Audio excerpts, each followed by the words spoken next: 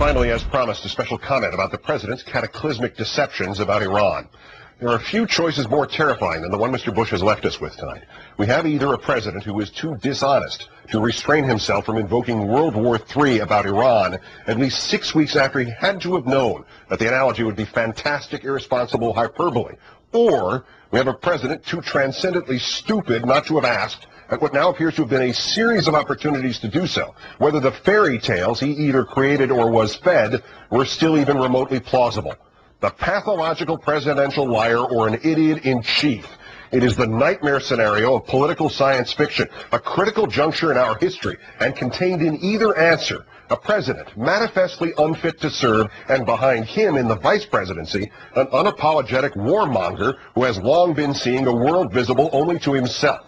After Ms. Perino's announcement at the White House last night that the timeline is inescapable and clear now, in August, this president was told by his hand-picked major domo of intelligence, Mike McConnell, a flinty, high-strung-looking, worrying warrior who will always see more clouds than silver linings, that what everybody thought about Iran might in essence be crap.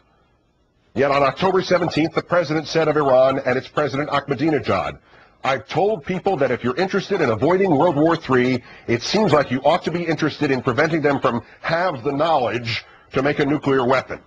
And as he said that, Mr. Bush knew that at bare minimum, there was a strong chance that his rhetoric was nothing more than words with which to scare the Iranians.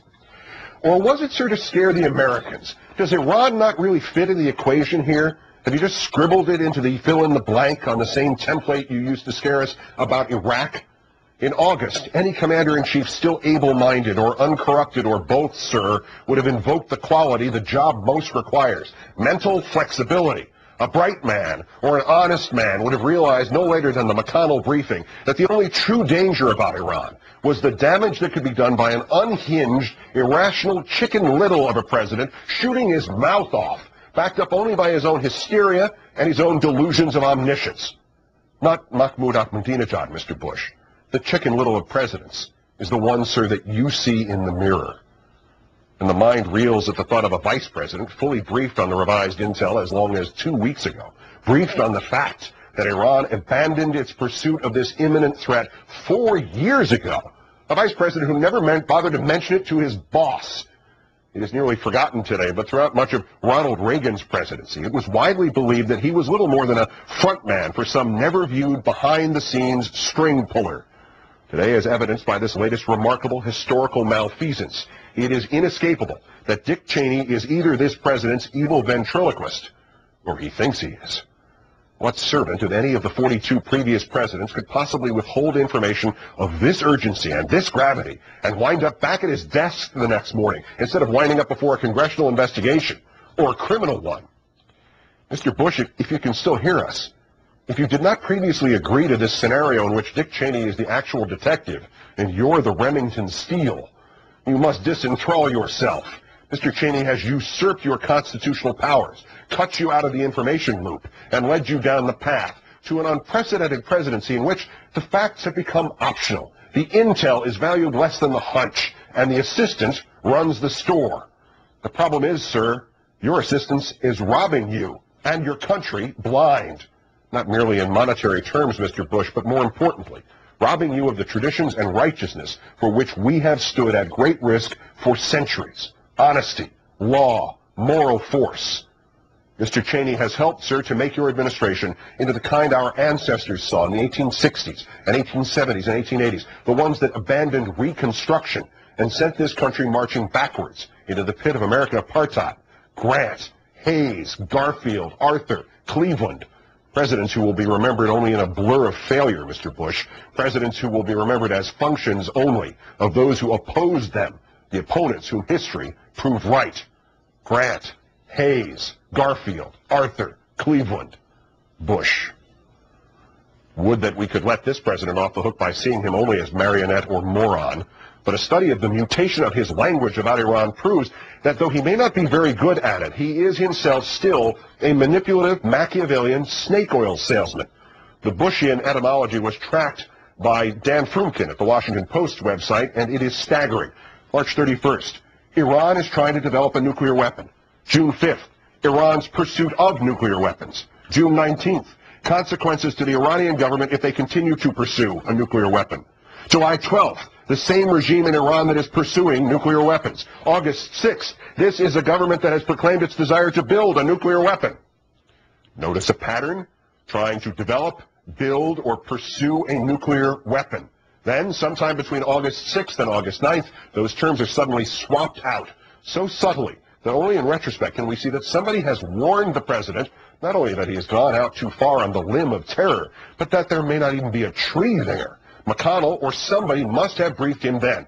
August 9th, they have expressed their desire to be able to enrich uranium, which we believe is a step toward having a nuclear weapons program. August 28th, Iran's active pursuit of technology that could lead to nuclear weapons. October 4th, you should not have the know-how on how to make a nuclear weapon. October 17th, until they suspend and or make it clear that their statements aren't real, yeah, I believe they want to have the capacity, the knowledge, in order to make a nuclear weapon. Before August 9th, it is trying to develop, build, or pursue a nuclear weapon. After August 9th, it's desire, pursuit, want, knowledge, technology, know-how to enrich uranium.